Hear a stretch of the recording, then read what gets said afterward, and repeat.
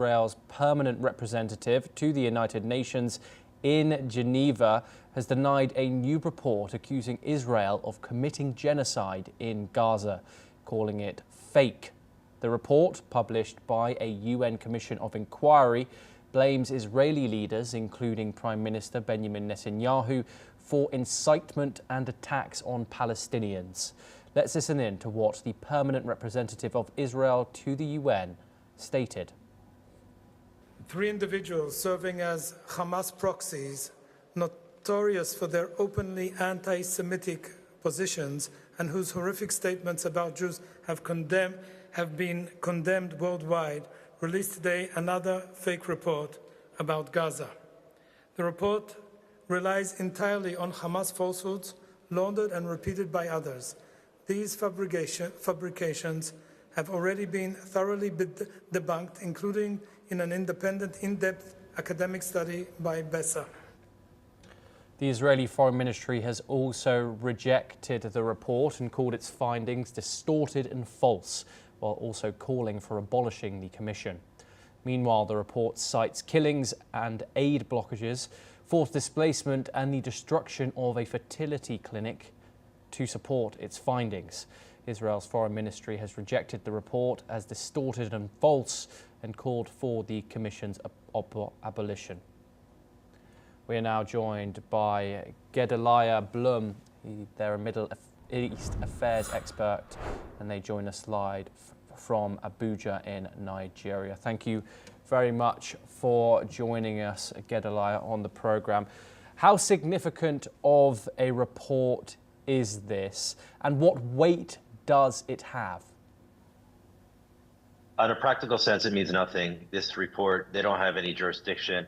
They have no obligations by any law to weigh out the evidence as credible or not. Those in the Human Rights Council even include Qatar, who just yesterday, the former Qatari president was found speaking on a leaked audio that said that the Muslim Brotherhood is essentially controlling Al Jazeera, and Al Jazeera English goes into about 120 different countries. So these are the types of propagandists who will go by any means necessary in order to push their own agenda and their own narrative.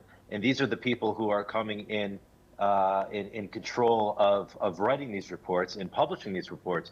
And I would actually go against the Foreign Ministry and even our UN representative by not actually focusing on the distortion of the facts that they get them from Hamas themselves, which is, of course, they're true.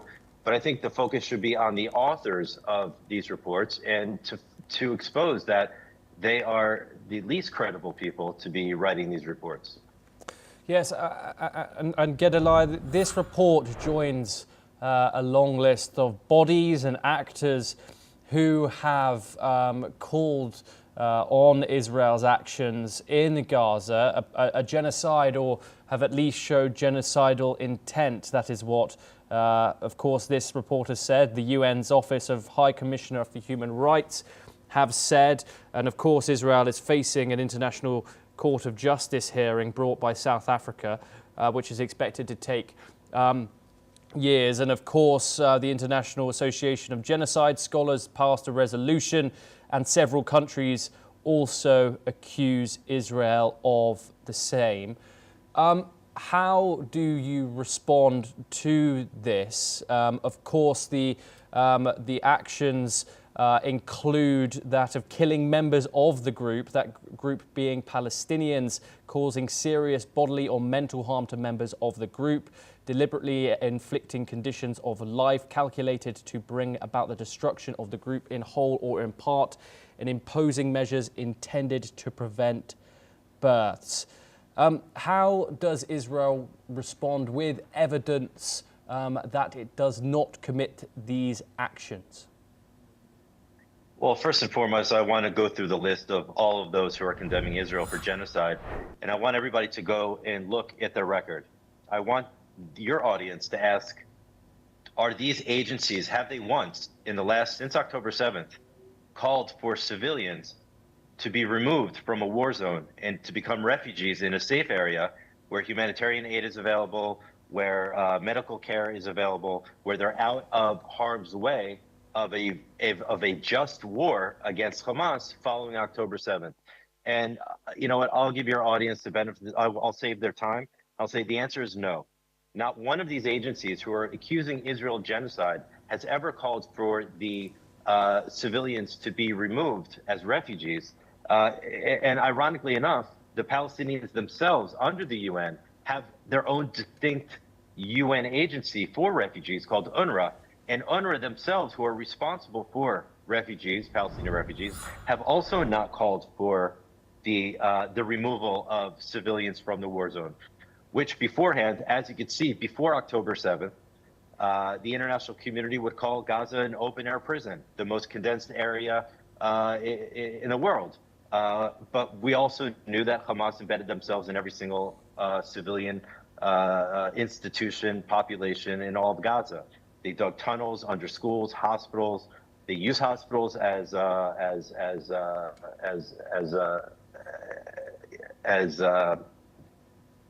military compounds. And I think overall, you put all these things together, and you have to really the question should be is why haven't there been one call from the international community for refugees of innocent civilians to leave Gaza instead of allowing them to become used as human shields and die and use that as ammunition against Israel? So the question is, do they really care about the civilians? Do they really care about genocide? The answer is no. They're weaponizing this all against Israel and the Jewish people. Okay, Gedaliah, do stay with